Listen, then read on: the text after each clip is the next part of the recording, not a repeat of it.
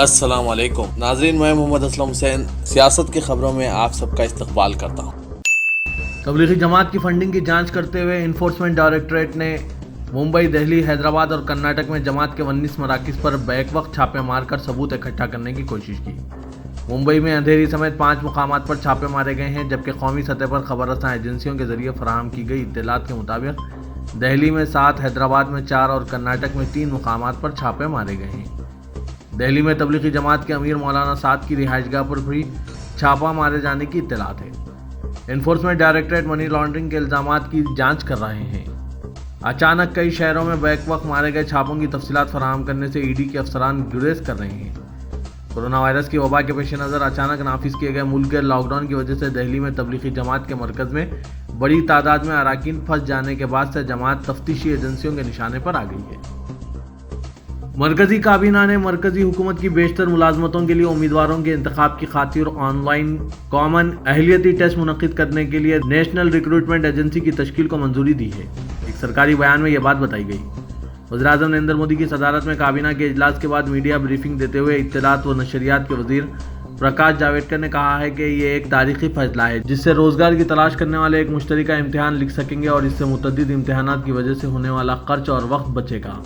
یہ ایجنسی ملک کے ہر ضلع میں امتحانی مراکز قائم کرے گی تاکہ نوجوانوں بالخصوص دیہی اور دور دراز کے علاقوں سے تعلق رکھنے والی خواتین کو مدد مل سکے اور انہیں بھرتی کے امتحانات لکھنے کے لیے دوسرے مقامات کے سفر کی ضرورت نہ پڑے۔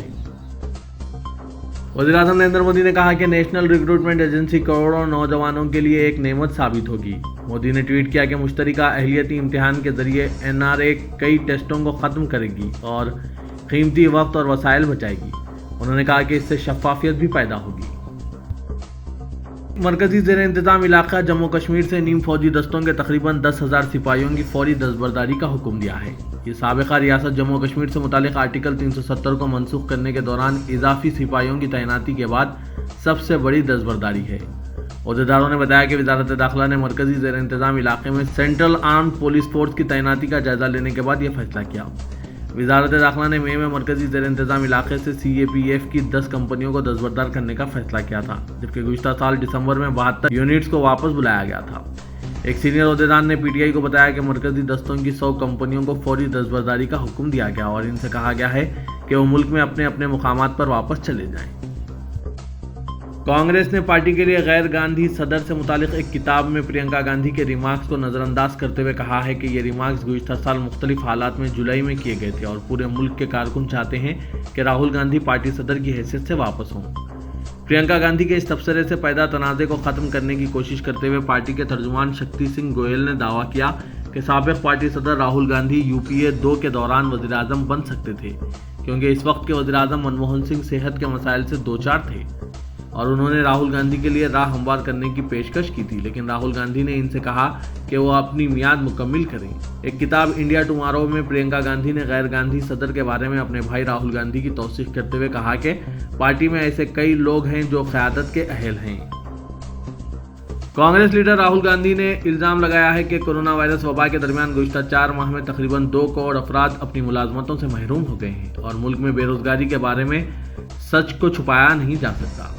میڈیا کی ایک رپورٹ کا حوالہ دیتے ہوئے انہوں نے ٹویٹ کیا ہے کہ گزشتہ 4 ماہ میں تقریباً 2 کروڑ افراد اپنی نوکریوں سے محروم ہو گئے ہیں۔ 2 کروڑ خاندانوں کا مستقبل تاریک ہے۔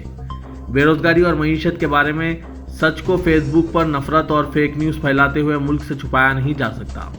راہل گاندھی نے جس میڈیا رپورٹ کا حوالہ دیا اس کے مطابق تقریباً 1 کروڑ 89 لاکھ ملازمتیں اپریل کے بعد سے کورونا وائرس وبا کی وجہ سے ختم ہوئی ہے۔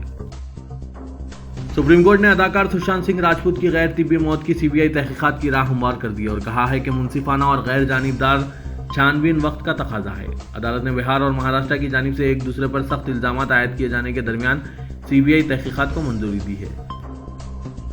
فلم اداکار سشانت سنگھ راجپوت کی پراسرار موت کی سپریم کورٹ کی جانب سے اس معاملے کی جانچ CBI کے سپرد کیے جانے کا فیصلہ صادر ہوتے ہی مہاراشٹر کی سیاست میں ہلچل تیز ہو گئی ہے۔ ایک طرف جہاں پولیس کمشنر پرمبیر سنگھ نے وزیر اعلیٰ ادھو ٹھاکرے اور وزیر داخلہ انل دیشمکھ سے ملاقات کی، بتایا جا رہا ہے کہ تقریباً آدھے گھنٹوں تک جاری رہی اس میٹنگ کے بعد ریاست کے director general of police Subodh Kumar Jaiswal نے بھی انل دیشمکھ سے ملاقات کی۔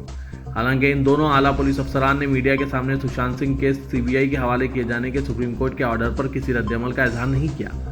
تاہم میڈیا کے نمائندوں کے اصرار کرنے پر ان افسران نے کہا کہ جب تک وہ سپریم کورٹ کے آرڈر کی کاپی کا مطالعہ نہیں کر لیتے تب تک اس معاملے پر کچھ نہیں بولیں گے۔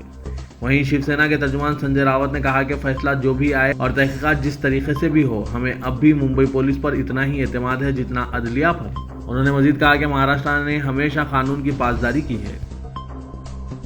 جمعیت علماء ہند کے صدر مولانا قاری سید محمد عثمان منصور پوری نے سوشل میڈیا وغیرہ پر اسلام اور پیغمبر اسلام حضرت محمد مصطفیٰ صلی اللہ علیہ وسلم کے متعلق اہانت آمیز اور اشتعال انگیز مواد کی اشاعت کی سخت ترین الفاظ میں مذمت کی ہے اور ارباب حکومت کو متنبہ کیا ہے کہ یہ شر انگیزی ملک کی امن و امان کے لیے بڑا خطرہ اور مسلمانوں کے لیے ناقابل برداشت ہے۔ اس لیے جو افراد یا گروپ ایسی بیہودہ حرکتوں میں ملوث ہیں ان کے خلاف سخت سے سخت کارروائی کی جائے تاکہ آئندہ کسی کو یہ جرأت نہ ہو سکے۔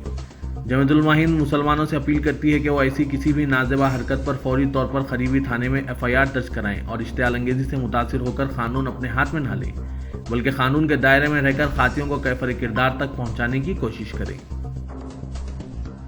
دہلی حکومت کی تجویز کی دہلی ڈیزاسٹر مینجمنٹ اتھارٹی کی منظوری کے بعد کووڈ-19 مہاماری کی وجہ سے پچھلے کئی مہینوں سے دہلی میں بند ہوٹلوں اور ہفتے وار بازاروں کو ضروری احتیاطی تدابیر کے ساتھ کھول سکیں گے۔ آج دہلی ڈیزاسٹر مینجمنٹ اتھارٹی نے دہلی حکومت کے ہوٹلوں ہفتہ وار بازاروں کو کھولنے کی تجویز پر ملاقات کی، جس میں آزمائش بنیادوں پر ہفتہ وار مارکیٹیں کھولنے کی بھی منظوری دی گئی ہے۔ کانپور میں وکاس دوبے انکاؤنٹر کے بعد یوگی حکومت سے برہمن سماج کی ناراضگی کو دیکھ کر بہوجن سماج پارٹی، سماجوادی پارٹی، کانگریس نے دلت مسلم اور OBC مسلم کی سیاست کو ترک کر کے برہمن سماج کے ووٹروں کو اپنی جانب راغب کرنے کے لیے برہمن کارڈ کھیلنا شروع کر دیا ہے۔ جہاں سماجوادی پارٹی نے برہمن سماج کے پرشورام کے مجسمہ نصب کرنے کا اعلان کیا ہے، وہیں BSP کی مایاوتی نے پرشورام اور دوسرے برہمن سماج کے دیوی دیوتاؤں کے نام سے اسپتال وغیرہ قائم کرنے کی بات کہی ہے۔ کانگریس کی جانب سے برہمن سماج کے چہرے کو وزیر اعلیٰ بنانے کی تیاری کی جا رہی ہے۔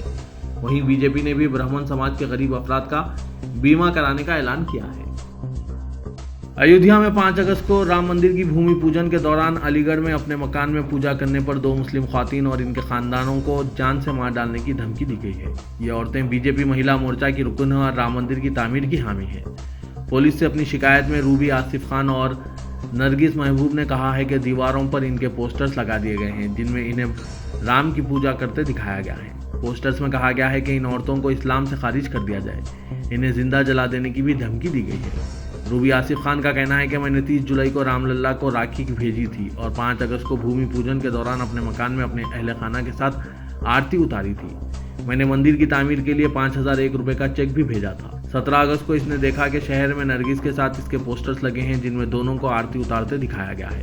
روبی آصف خان BJP ورکرز کے ساتھ علی گڑھ کے دہلی گیٹ پولیس اسٹیشن پہنچی اور اس نے شکایت درج کرائی۔ پولیس نے معاملے کی تحقیقات شروع کر دی ہے۔ سعودی عرب کے وزیر خارجہ نے اپنے قریبی اتحادی متحدہ عرب امارات اور اسرائیل کے درمیان مکمل سفارتی تعلقات کے قیام اور امن معاہدے کا محتاط خیر مقدم کیا ہے۔ پرنس فیصل بن فرحان نے کہا ہے کہ اس معاہدے کو مثبت نظر سے دیکھنا چاہیے۔ اس کے ذریعے مغربی کنارے پر اسرائیل کے یک طرفہ قبضے کو معطل کیا گیا ہے، لیکن انہوں نے اس اقدام کی واضح تائید سے گریز کرتے ہوئے کہا کہ سعودی عرب اس شرط پر ایسے ہی تعلقات قائم کرنے کے لیے تیار ہے کہ اسرائیل اور فلسطینیوں کے درمیان امن معاہدہ ہو۔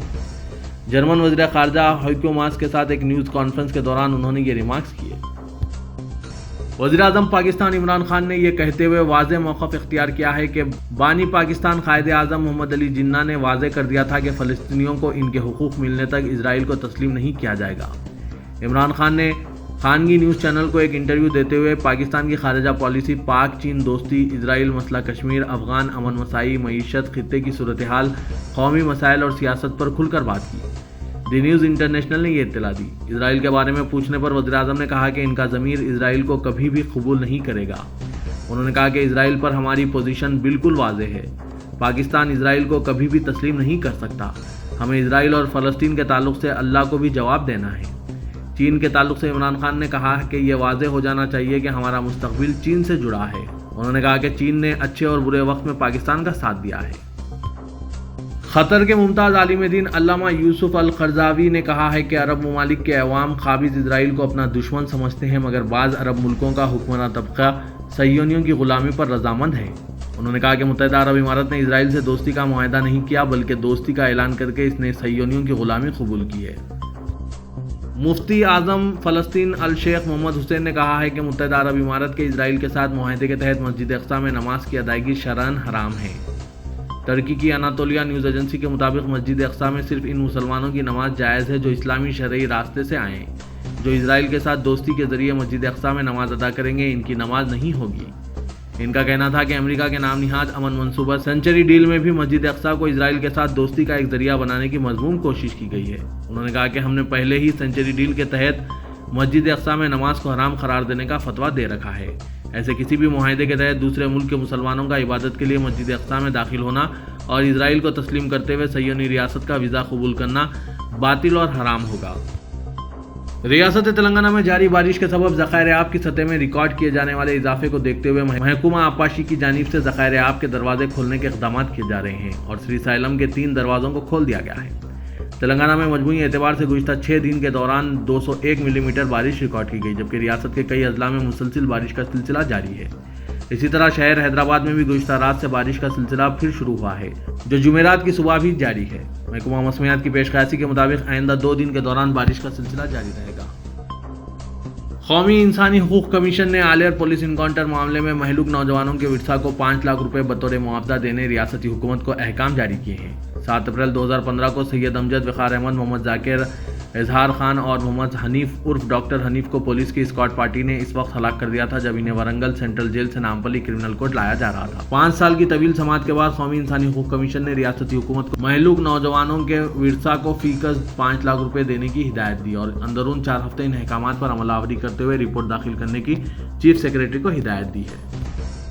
सेक्रेटरीट की दोनों मसाजिद की इसी जगह तामीर के मुतालिक दरख्वास्त को तेलंगाना हाईकोर्ट ने कबूल करके चीफ सेक्रेटरी हुकूमत के बशमूल मुख्तलिफ महकमों के सेक्रेटरीज और कमिश्नर पुलिस हैदराबाद व कमिश्नर GHMC को नोटिसें जारी कर दी। हाईकोर्ट में जस्टिस अभिषेक रेड्डी के इजलास पर मुकदमा नंबर 15,651/2020 के तहत दरख्वास्त गुजार जनाब जाकिर हुसैन जावेद एडवोकेट रुकन बार काउंसिल व रुकन वक्फ बोर्ड ने अदालत से इस्तदा की कि उन्होंने गुज़िश्ता मरतबा अदालत में जो मुकदमा दर्ज किया था, इसमें स्पेशल गवर्नमेंट ने अदालत से कहा था कि मसाजिद को मुनहदिम करने का हुकूमत का कोई इरादा नहीं था। इमारत का मलबा गिरने से मसाजिद को नुकसान पहुंचा, इसलिए दोनों मसाजिद इसी मुकाम पर तामीर की जाए। जाकिर हुसैन जावेद एडवोकेट ने मुकदमे के advocate on record Yasir Memon और सैयद शौकत अली एडवोकेट के हमरा एक प्रेस कॉन्फ्रेंस से खिताब करते हुए ये बात कही। उन्होंने कहा कि हुकूमत की जानिब से सेक्रेटरीट की मसाजिद के इंतजाम का तो जिक्र किया गया, लेकिन किस जगह पर मसाजिद को तामीर किया जाएगा और कब तक तामीर किया जाएगा इसका कोई तस्करा नहीं किया जा रहा है। सेक्रेटरीट के तामीराती प्लान में भी इन्हें नहीं दिखाया है। दोनों मसाजिद का इंतजाम न सिर्फ गैर कानूनी बल्कि गैर दस्तूरी है। वक्फ एक्ट की भी खिलाफ वर्जी की गई है। शहर हैदराबाद में एक अंदाजे के मुताबिक 6 लाख अफराद कोरोना वायरस से मुतासिर हैं। इनमें ज़्यादातर में इसकी अलामत नहीं है। इनको दवाखानों में शरीक करने की ज़रूरत नहीं है। CSIR centre for cellular and molecular biology और CSIR Indian institute of chemical technology की जानिब से किए गए तज्जिये में ये बात सामने आई है। इस तज्जिये में कहा गया है कि SARS-CoV-2 वायरस से मुतासिर अफराद की न सिर्फ नाक बल्कि फजला से भी ये वायरस निकलता है। मुश्तरका मसाई के दौरान CCMB और IICT ने शहर के मुख्तलिफ सेवरेज ट्रीटमेंट प्लांट के सेवरेज नमूने हासिल किए ताकि इम्कानी तौर पर मुतासिर होने वाले अफराद का अंदाज़ा लगाया जा सके। इस तज्जिये के मुताबिक 80% सेवरेज ट्रीटमेंट प्लांट STPs में पता चला है कि तकरीबन 2 लाख अफराद वायरस के मादे छोड़ रहे हैं और 40% सेवरेज STPs में आ रहा है, जिससे निशानदेही होती है कि शहर के तकरीबन 6 लाख अफराद में वायरस है। इन्फोर्समेंट डायरेक्टरेट ने Tablighi Jamaat money laundering case के सिलसिले में आज शहर हैदराबाद के 4 मुकामात पर धावे किए और तलाशी ली। ये धावे इस केस में मुल्क भर में की गई तलाशी की कार्रवाई का हिस्सा है। राय के मुताबिक इन्फोर्समेंट डायरेक्टरेट की टीमों ने मल्लेपल्ली में वाक़ तबलीगी जमात के मरकज़ के अलावा इदारे मिलिया में धावे किए और तबलीगी जमात के 64 बैरूनी शहरियों से मुतालिक तफसीलात हासिल की। मल्लेपल्ली के मरकज़ पर धावे के मौके पर ED की टीम ने तलाशी ली और मरकज़ की सरगर्मियों के अलावा माली मामलों की भी जाँच की।